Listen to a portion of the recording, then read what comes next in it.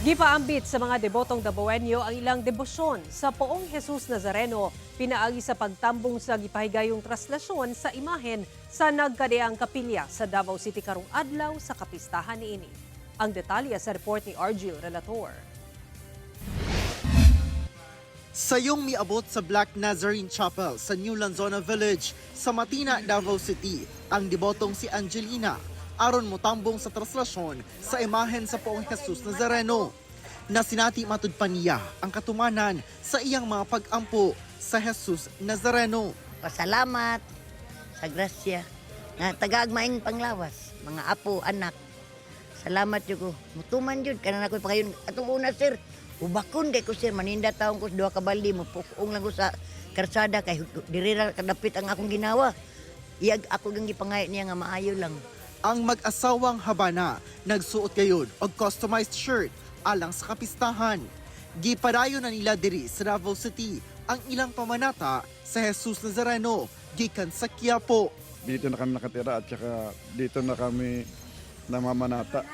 Hindi na kami nakakauwi ng Manila. Hindi na kami makapunta ron. Una-una, matanda na, maingay, magulo, at saka doon sa Manila, hindi na namin kaya ngayon, kaya dito na lang kami namamanata.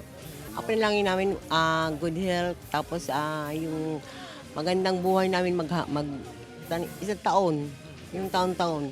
Tapos yung mga sakit namin, mamawala. Alas 4 sa kadlawon, gisugdan ang traslasyon sa imahen sa Poong Jesus Nazareno alang sa ika-17 ang kapistahan sa Black Nazarene Chapel.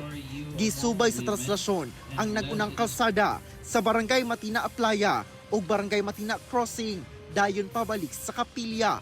Hail Mary, full of grace, the Lord is with you. Blessed are you among women, and blessed is the fruit of your womb, Jesus. Alas 6:30, dihang nakabalik ang imahen sa kapilya. Bit-bit sa pipila ka mga deboto ang ilang mga imahen aron nga mabendisyonan. Gisundan dayon kini sa Santos nga misa. Taliwala sa kainit sa panahon, gitambungan sa mga deboto ang traslasyon sa imahen sa Poong Jesus Nazareno gikan sa San Alfonso Maria de Ligori Parish sa Barangay Mandug, Davao City, alas 8:30 sa buntag. Human ang usa ka oras, naabot na ang imahen sa Our Lady of Peñafrancia Chapel sa Barangay Tigato.